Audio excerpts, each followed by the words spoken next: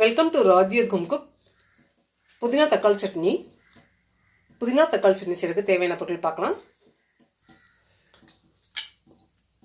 புதினா இந்த ஒரு பவுல் நிறைய எடுத்திருக்கேன். இதில் கொத்தமல்லி கொஞ்சோன்னு சேர்ந்துருக்கு. தக்காளி 400 கிராம், காஞ்ச மிளகாய் 12, சின்ன வெங்காயம் 150 கிராம், பூடு ஒரு 6 பல், இஞ்சி இந்த அளவுக்கு. தேவைக்கேற்ப நல்லெண்ணெய் ஊற்றிக்கலாம். உப்பு தேவையான அளவு. நல்லெண்ணெய் ஊற்றிக்கலாம்.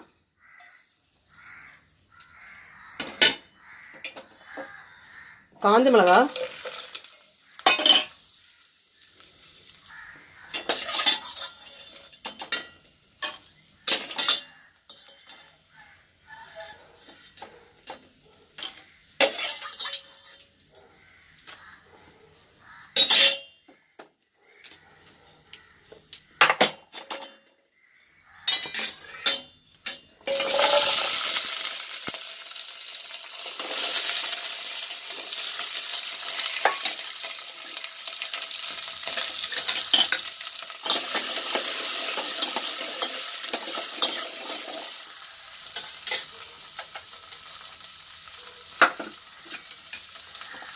உப்பு சேர்த்துக்கலாம்.